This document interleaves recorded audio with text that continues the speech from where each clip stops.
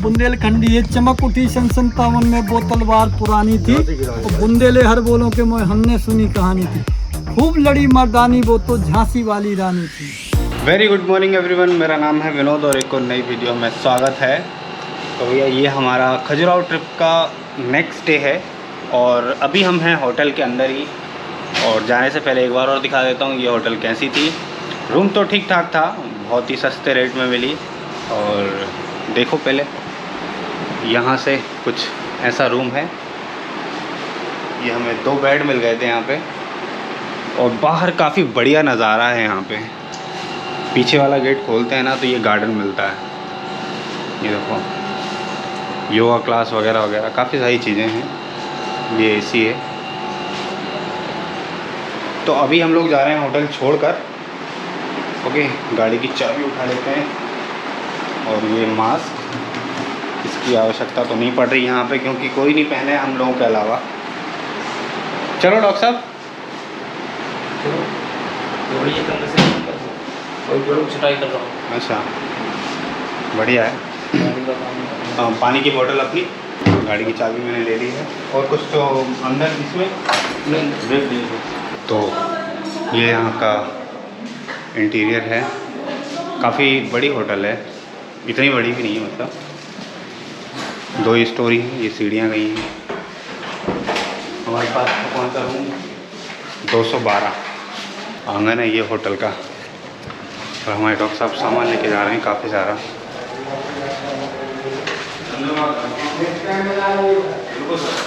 Reception पे तो कोई भी नहीं है यार।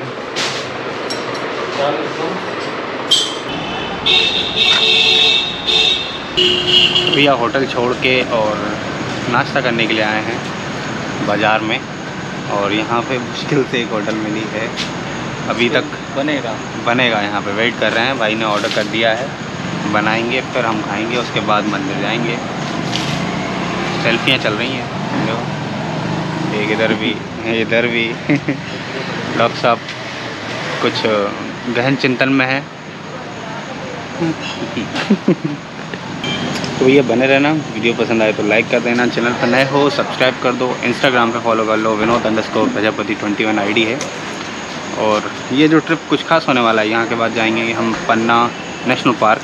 और सुना है वहाँ पे काफ़ी सारे टाइगर्स हैं, टाइगर रिजॉर्ट है वो, तो वो ज़रूरी है। यहाँ तक आए हैं तो वहाँ तो जाएंगे। उसके बाद ये ट्रिप हमारा हो जाएगा ख़त्म और सीधे जाएंगे विदिशा। पोहा बन रहा है, फ़िलहाल में पोहा का इंतज़ार कर रहे हैं। आधा घंटा हो गया भैया, यहाँ पे 10 बज गए हैं और आधे घंटे बैठने में पसीना पसीना हो गए हम चारों।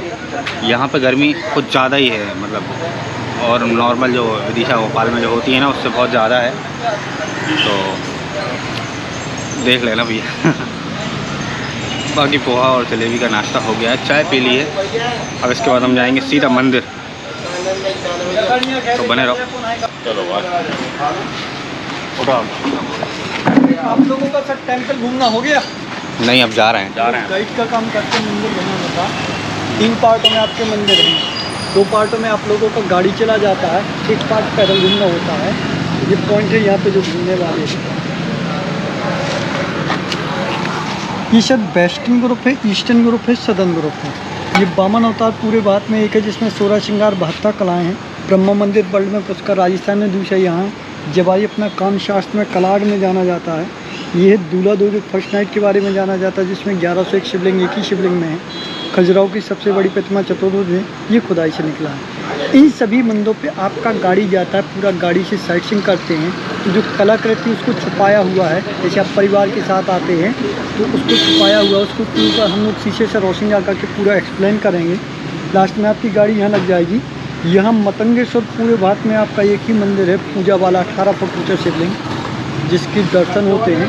इसके बाद यहाँ 40 रुपये टिकट लगेगा। इसमें लास्ट में ओनचल भी जाते हैं, ना हम जाएंगे ना आपका गाड़ी जाएगा। जितना भी समय आप इसको देखते हुए निकल जाते हैं। इसमें कितना समय लगेगा सब घूमने में? इन मंदिरों में 2 से 4 घंटा लगता है। टाइम आप लोगों को डिपेंड करता है, उससे ज़्यादा ले सकते उससे कम लगते हैं। मिनिमम 2 से 3 घंटा आपका लगेगा।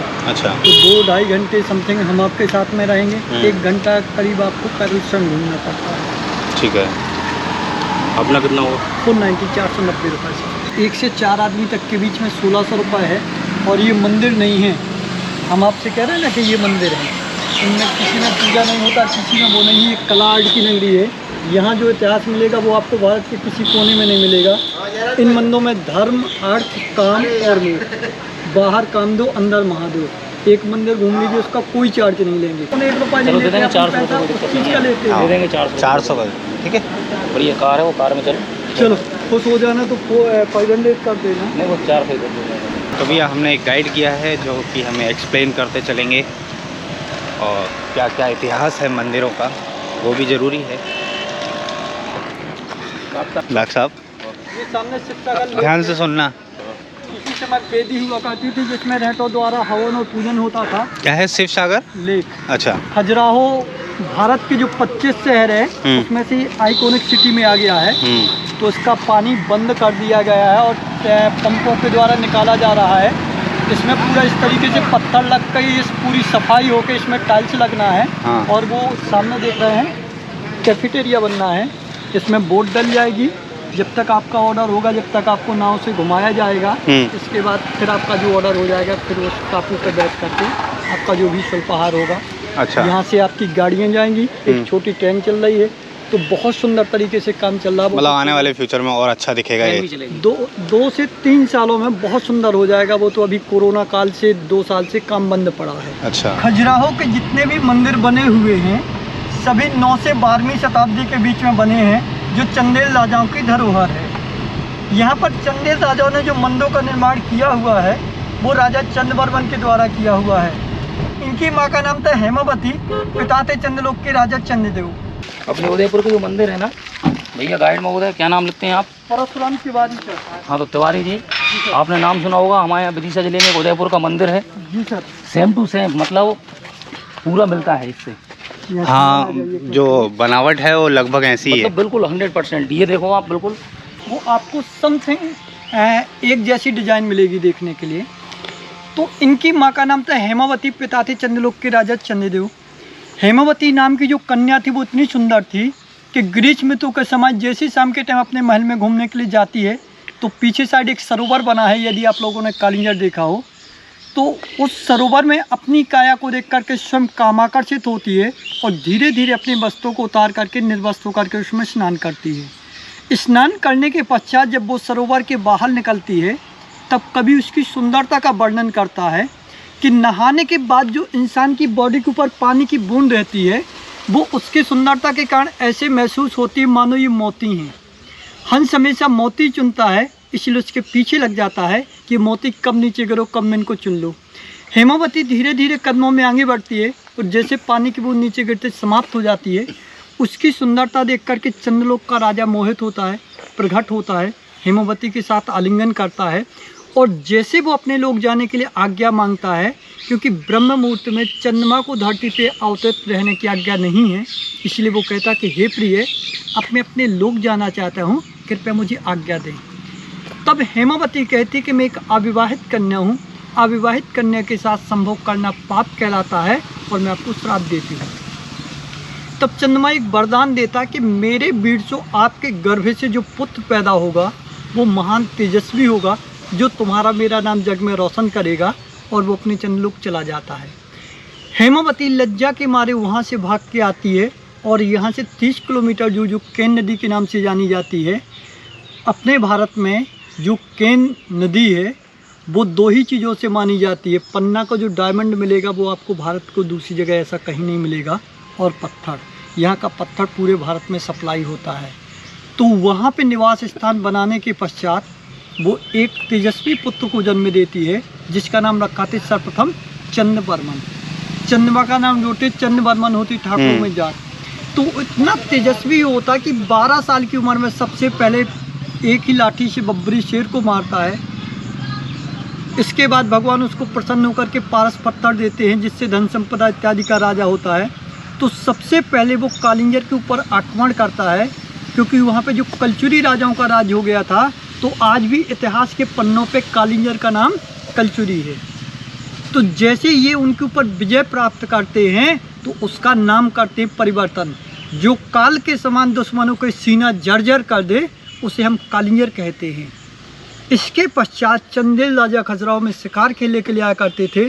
तो यहाँ पर उन्होंने शांति और सुकून देख करके हवन और पूजन करवाया।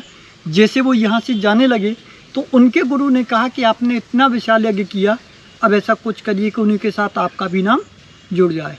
तो इन्हीं मंदिरों के ऊपर यहाँ पे वेदियों का जो है, वेदियों के ऊपर मंदिरों का निर्माण किया गया है, जिसमें धर्म, अर्थ, काम और मोक्ष, ये इंसान के जो जीवन के 4 पुरुषार्थ होते हैं, तो उन्हीं चारों पुरुषार्थों को सीढ़ी बाय सीढ़ी उन्होंने स्थापित किया गया है। इन मंदिरों को इस तरीके से बनाया है कि बाहर कामदेव, अंदर महादेव। षष्ठी की रचना क्या है? काम। ईश्वर की प्राप्ति क्या होती है? मोक्ष।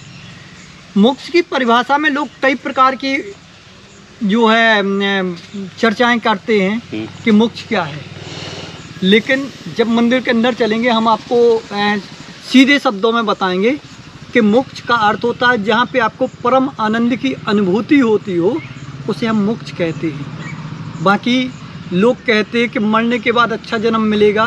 क्या कभी किसी ने देखा कि मरने के बाद हमें अच्छा मिला है कि उससे बुरा मिला है? तो जो आप यहाँ बोओगे वो आप यहाँ काटोगे। तो जो आपको अभी सुख मिलेगा उसमें आप सुखी होंगे, और यहाँ दुख मिलेगा तो आप उसमें दुखी होंगे। अब ये नहीं है कि हमें पिछले जन्म में क्या मिला था या अगले जन्म में क्या मिलेगा। तो ये ईस्टर्न ग्रुप का पहला मंदिर है। इस मंदिर का नाम है वामन। इसका निर्माण 1050 ईस्वी से लेकर 1075 ईस्वी के बीच में हुआ है। इन सभी मंदिरों को नीचे से ऊपर की ओर बनाया हुआ है, जो सैंड स्टोन के बने हैं, जो यहाँ से 30 किलोमीटर दूर के नदी से लाया हुआ पत्थर है। इन मंदिरों की विशेषता मानी जाती है कि ना ही इसमें सीमेंट लगा हुआ है, ना ही चूना लगा हुआ है। जैसे फर्नीचर को जॉइंट करते हैं, ऐसा यहाँ पे इंटरलॉकिंग सिस्टम है। तो इससे बहुत विशाल मंदिर देखने को मिलते हैं और इससे छोटे मंदिर। लेकिन मैन देखते कि नक्काशी को कितने सुंदर तरीके से शिल्पकार ने तराशा हुआ है। आइए मैं इसके बारे में थोड़ा सा और एक्सप्लेन करता हूँ। तो सबसे पहले हम वामन मंदिर आए हैं, जहाँ पे हमारे गाइड साहब, क्या नाम बताया था भैया?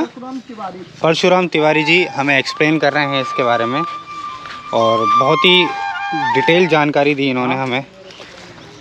तो अभी जा रहे हैं हम मंदिर के अंदर। इन मंदिरों को जो नीचे से ऊपर की ओर बनाया हुआ है, तो ये सैंड स्टोन के बने हैं।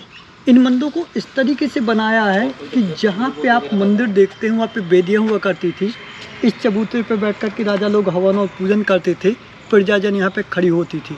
हिंदू धर्म और सनातन धर्म और संस्कृति के अनुसार जब आप सबसे पहले हवन और पूजन करते हैं, तो देखिए सामने ये विंडो देख रहे हैं, तो ये पिलर के ऊपर ये रोशनी आ रही है। ये रोशनी पिलर के ऊपर गणेश जी, हाँ, गणेश जी के आह्वान से हमारी आत्मा मनोकामनाएं पूर्ण होती हैं।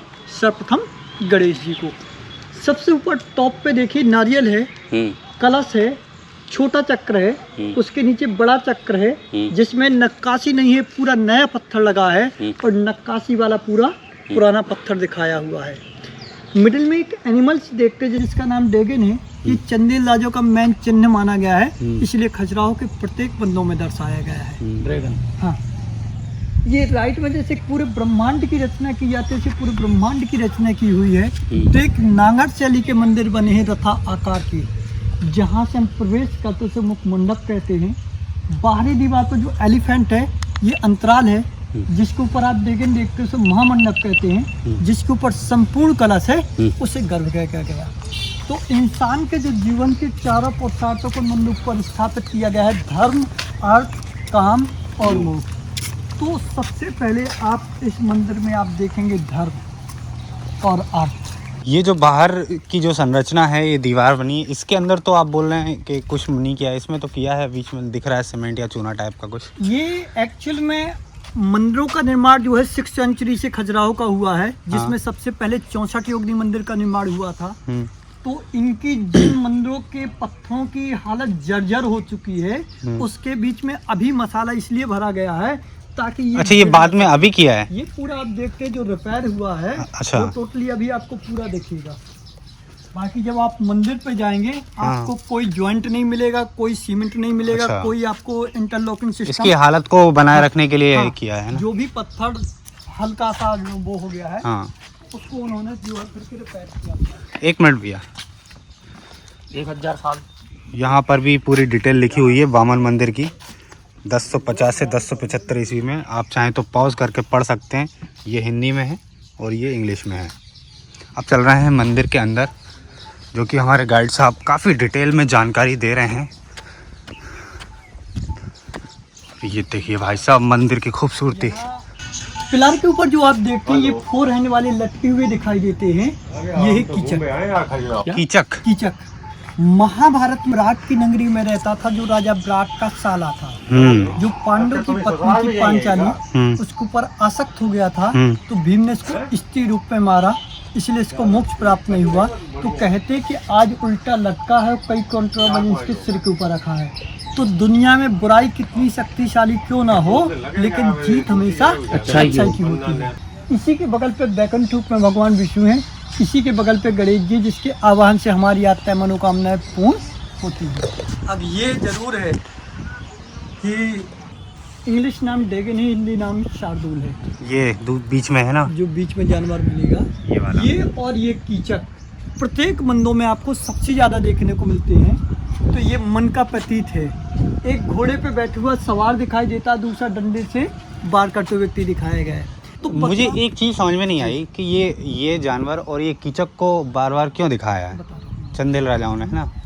तो बताया जाता है कि घोड़े पे बैठे हुए व्यक्ति की अगर लगाम हाथ में हुई, इंसान के पास 10 इंद्रियां होती हैं। आप उसका सही समय पे उपयोग करते तो आप ही ईश्वर हो, आप उसका गलत समय पे उपयोग करते तो आप ही हैवान हैं। घोड़े पे बैठे हुए व्यक्ति की यदि लगाम हाथ में हुई तो वो एक जानवर को यानी कि पशु को आप जहाँ ले जाना चाहो घोड़े को वहाँ ले जाओगे, और आप उसकी लगाम छोड़ दो तो कैसे बस में करता है इंसान, डंडे से। तो ये मन का प्रतीक माना गया, इसलिए खजुराहो के प्रत्येक मंदिरों में सबसे ज़्यादा दिखाया जाता है। और ये योद्धा पृथ्वी का ऐसा शक्तिशाली योद्धा था कि इसको 6 लोग ही मार सकते थे, इसके बावजूद आज भी उल्टा लटका हुआ है। तो इससे बड़ा दुनिया में वो 6 लोग कौन थे? भगवान बलराम, कैसा? भीम, और ये जो था उसको भीम मार सकते थे, हाँ, दुर्योधन मार सकते थे, हाँ, पितामह भीष्म मार सकते थे, गुरु द्रोणाचार्य मार सकते थे, कृष्ण मार सकते थे और बलराम मार सकते थे। हाँ, बस ये सही बात है। ये पार्वती जी हाथ में गेंदे की माला लेते हुए दिखाई गई, जो वैराग्य का प्रतीक है। लक्ष्मी जी धन का प्रतीक है, सरस्वती जी ज्ञान का प्रतीक है। ये तीनों बहनें हैं, लेकिन इनके कार्य पूर्ण से अपोजिट है। अपोजिट का अर्थ होता है जहाँ पे वैराग्य होगा वहाँ पे लक्ष्मी की आवश्यकता नहीं है, और जहाँ पे लक्ष्मी की आवश्यकता है वहाँ पे सरस्वती की आवश्यकता नहीं है। सेल्फी लेते हुए नायिका दिखाई गई। सेल्फी उस समय कैमरे चलते थे। हमें आप एक चीज बताओ, ये वाली तो ये कौन सी नायिका? सामने शीशा लिए हुए। अच्छा, हाँ, ओके। हमें आप एक ऐसी चीज बताओ जो सतयुग द्वापर त्रेता में ना हो, कलयुग में हो, या उन युगों में हो, इस युग में ना हो। एक चीज का वर्णन बताइए आप। मुझे तो ऐसा नहीं दिखा कुछ। हजारों साल पहले लोग पानी में प्रतिबिंब को देखा करते थे, हाँ, फिर आईने में अपने चेहरे को, आज सेल्फी। अभी मंदिर के अंदर जा रहे हैं भैया। वही कीचक दोनों साइड पे जैसे अपन हाथ जोड़ करके किसी चीज को वेलकम करते हैं, तो देखिए वेलकम करते हुए नजर आए, यानी कि स्वागत करते हुए दिखाए गए।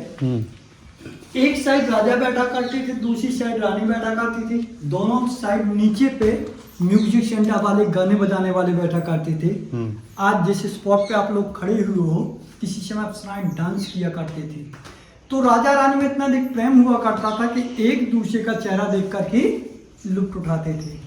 मंदिर से पहले उसने एक भोग विलास का साधन बनाया है, क्योंकि ईश्वर के पास आप जाना चाहते तो सर्वप्रथम आप अपने मन को एकाग्र करिए, मतलब आपके जो वैराग्य हैं, माया की चीजें, वो बाहर आ जाए। सिर को जैसे आदमी लास्ट में फूल की बरसात करता है, वो कहते हैं हाथ में कुछ मत लेके आओ, केवल आप अपने मन को एकाग्र करके आइए। माँ के ऊपर नारियल है, कलश है, जल है, ये सब कुछ उन्होंने यहाँ पे बना दिया गया है। केवल अंदर आप अपने मन को एकाग्र करके आइए।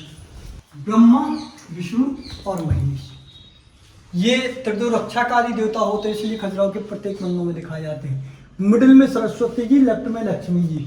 द्वापर, त्रेता और सतयुग, इन युगों में सरस्वती की पूजा होती थी।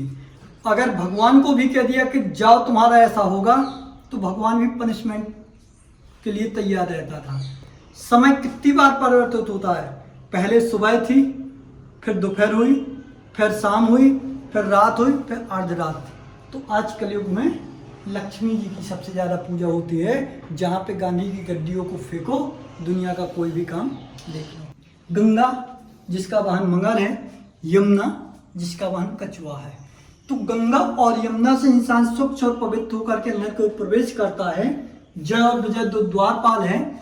इस अंगुल से जो अंगुल का रूप धारण करने वाले हैं, यही भगवान विष्णु का 5वां अवतार है, वामन अवतार। जिस समय राजा बलि से भगवान विष्णु ने 3 पग जमीन मांगी थी, तो 2.5 पग में पूरा संसार नाप लिया। जब 3 पग रखने को जगह नहीं हुई, तब राजा बलि की पत्नी स्वयं सिर को झुका लेती है, तो 3 पैर यहाँ पे रखते हैं, यानी कि स्वयं को दान कर देते हैं। तो पूरे भारत में आपका यही एक मंदिर है, वामन अवतार, भगवान विष्णु का 5वां अवतार। न इससे एकमात्र है ये। हाँ, न इससे पहले आप लोगों ने देखा होगा और न इसके बाद आप कहीं देखेंगे। मैं बहुत देर से कंफ्यूज हो रहा हूँ, पानी भरा है क्या? पानी नहीं है इसके अंदर, और अंदर से जो लाइट जा रही है वो ऐसा लग रहा है बिल्कुल उतनी भगवान के ऊपर ही जा रही है। मतलब इस तरीके से बनाया गया है कि जब आप फोकस करेंगे तो आपका जो रिफ्लेक्शन होगा वो केवल आपका मूर्ति के ऊपर ही होगा। हाँ, बाकी आपका ब्लर आएगा, ब्लर हो रहा है, दो कैमरे में तो बिल्कुल भी नहीं आ रहा। वही बात बता रहा हूँ कि बिल्कुल हुबहू उसी तरह से बनाते हैं। क्योंकि इतनी छोटी छोटी मूर्तियां तक खंडित कर दी गई यार, इतनी छोटी छोटी भी नहीं छोड़ी। ताड़ के पेड़ लगे हुए थे जो राजा ने कटवा करके महल के नीचे दफना दिए। बाहक, वो सामने, हाँ, बाहक माना तो रेगने वाला। तो चंदेल राजाओं की मेर राजधानी थी महुआ, जो यहाँ से 65 किलोमीटर पड़ती है, इसलिए रास्ते में पड़ता था। तो उन्होंने इसका नाम रखा खजुराहो, यानी कि कराहे चिप पे चलने वाला। उसमें आपने टॉप पे एक नारियल कलश देखा, तो इसकी चारों दिशाओं में छोटे बड़े मिला करके 108 नारियल कलश देखेंगे। 108। सोना तो आपको 365 दिन रोज है अपने घर में। दिनचर्या आपकी जो रहती है वो 365 दिन की अलग रहती है। लेकिन जब आप घर में से बाहर निकलते हैं कहीं भी, तो वहाँ थोड़ा सा अपनी दिनचर्या का परिवर्तन करके देखो, बहुत आनंद आएगा। ये कौन सा मंदिर है? ये जवारी मंदिर है। इसका निर्माण 1075 ईस्वी से लेकर 1100 ईस्वी के बीच में हुआ है। ये ईस्टर्न ग्रुप का 2nd टेम्पल है, इसका नाम जवारी है। ये ईस्ट फेस वाला है। सबसे पहले जब सूर्य उगता है तो इसकी पहली किरण भगवान के चरणों को स्पर्श करती है। टॉप पे देखते जैसे एक महल के फेस को बनाते हुबहू उसी प्रकार से बना है। प्रवेश द्वार में देखिए एक मकर तोरण दरवाजा बना है, जिसमें 2 क्रोकोडाइल के फेस लगे हैं और एक ही पत्थर को काट करके बनाया है, जैसे आप हाथ जोड़ करके किसी चीज़ को वेलकम करते हैं। पहली धारा गंगा है, दूसरी यमुना है, तीसरी सरस्वती जी है। ये तो यार नक्काशी बहुत शानदार है, पत्थर एक ही है। ये जो छोटा मंदिर देख रहे हैं, ये देखो तुमने जैसे एक चुम्बक लोहे को खींचती है, इसके नीचे आने के बाद पूंछ से नवग्रहों की शांति हो जाती है। तो ये नवग्रह यंत्र है। तो ये है यहाँ का जवारी मंदिर, जो कि ईस्ट फेसिंग है, भैया बता रहे थे। और जितने भी वो भी ईस्ट फेसिंग था, मतलब भगवान के जब सूर्य उगता है तो भगवान के चरणों को स्पर्श करता है, और जो वेस्ट फेसिंग है वहाँ पे चरणों को स्पर्श करते हुए डूब जाता है, ऐसा कुछ है। और सारी डिटेल जो है एक्सप्लेन करी है, वो कुछ मैं काट के आपको वीडियो में दिखाता रहूँगा। और कलाकृतियों की बात करें तो भाई साहब, इस कदर मतलब कलाकारी की गई है यहाँ पे, एक ही पत्थर को तराश के, गजब वाला काम है। ये देखो डब्लू आकार का माउंटेन देख रहे हैं ना, 6-7 प्रकार का पत्थर देखने को मिलता है। अच्छा, व्हाइट कलर के पत्थर सबसे ज़्यादा दिखाई देते, तो उसका नाम रखा गया है दतला पहाड़। दतला मीन जैसे हमारे टूथ दांत निकले होते हैं। मंदिर चल रहा था। तो ये ब्रह्मा जी का दूसरा मंदिर है भारत में, लेकिन यहाँ पे पूजा नहीं होती क्योंकि ये खंडित है। और ये 9वीं शताब्दी में बना हुआ है। 9वीं शताब्दी में। और पुष्कर वाला कब बना? ये पहले बना हुआ था, इससे पहले बना हुआ था। अच्छा। तो ब्रह्मा जी का जो मंदिर यहाँ पे बनाया गया है, कहते कि जिस समय ब्रह्मा ने सृष्टि की रचना की थी, हाँ, उस समय एक लड़की की उत्पत्ति की थी, जिसका नाम था सबसे पहले वेदवती। वेदवती इतनी सुंदर थी कि ब्रह्मा स्वयं उसके ऊपर आसक्त हो गया था। देवताओं ने सोचा जो ब्रह्मा जैसा सृष्टि का रचयिता का इस तरीके से काम करेगा तो हम लोगों का क्या होगा, तो उन्होंने उसको अपूज्य बना दिया। जब लोग पूजा नहीं करेंगे तो उसके बारे में क्वेश्चन नहीं करेंगे, इसलिए ब्रह्मा की पूजा केवल वर्ल्ड में पुष्कर और में होती, बाकी कहीं नहीं होती है। तो ऐसी कुछ कहानी है ब्रह्मा जी के मंदिर की। आप आगे जा रहे हैं, कहाँ जा रहे हैं? अब अपन चतुर्भुज टेम्पल चल रहा है। चतुर्भुज टेम्पल, अपन चतुर्भुज मंदिर परिवर्तित कर सकते हैं। ये बुंदेलखंडी है, चमक उठी सन 57 में, वो तलवार पुरानी थी, और बुंदेले हर बोलों के मोह हमने सुनी कहानी थी, खूब लड़ी मर्दानी वो तो झांसी वाली रानी थी। ये सूर्य नारायण ये अपने सप्त घोड़ों से अवतरित होते आ रहे हैं। सूर्य भगवान के पास ही 7 घोड़ों का रथ था जिसे हम रेनबो कहते हैं। ये 7 रंग है। तो देखिए पूर्व की ओर से उगते हुए आ रहे हैं। खजुराहो के प्रत्येक मंदिरों में आपको एक बिजली तड़ित तार मिलेगा देखने को। कहते जो दामिनी देवी बिजलियों की माँ है वो अविवाहित है। जब कभी भी इन मंदिरों के ऊपर बिजली गिरने के लिए आती है तो यहाँ पे कामशास्त्र के फिगरों को देख कर के लजा जाती है। इन मंदिरों के ऊपर बिजली नहीं गिरती है, लेकिन साइंटिस्टों को इस बात के ऊपर बिलीव नहीं हुआ और उन्होंने यहाँ पे बिजली के तार को लगवा दिया। ये बाद में लगाया था। बाद में इसको तड़िक चालक बोलते हैं। सड़क चालक। सिल्क पर जैसे एक लैंप को बनाते हुआ उसी प्रकार से बना दिया है। यहाँ पे भगवान विष्णु के त्रिपुर स्वामी के दर्शन होते हैं। 14.5 फुट ऊंची मूर्ति है जिसमें कमर से लेकर पैर भगवान कृष्ण के हैं, क्योंकि जब वो बंसी बजाते थे तो इस तरीके से डांसिंग रूप में खड़े होते थे। तो पैर भगवान विष्णु के हैं और इनके पैर में पद्म है। कहते तिल भौरी लहसुन बसे दाहिने अंग ताए बसे बलखंड में लक्ष्मी न छोड़े संग। दूल्हा देव मंदिर हिंदी वाला गायब है यहाँ से ना।